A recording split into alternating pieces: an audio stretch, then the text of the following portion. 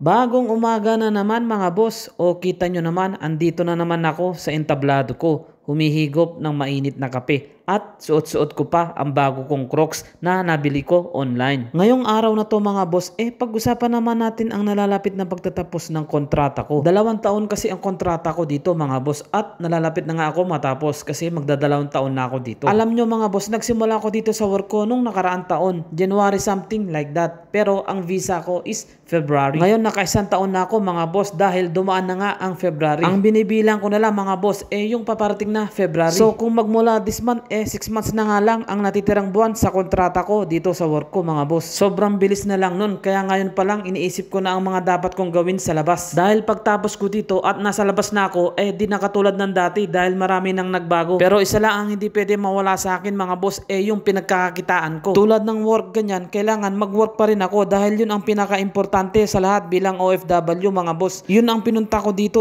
ang kumita ng salapi. Kaya gagawin ko ang lahat. Hindi pwedeng pa easy-easy lang. Hindi pa panahon para magretiro bilang OFW mga boss. Kaya ko pa mga boss, kaya pa ng katawan ko. Kaya kung titigil ako, baka pagsisihan ko pa bandang huli mga boss. Kaya i-enjoy ko na lang. Okay na? Bye-bye mga boss.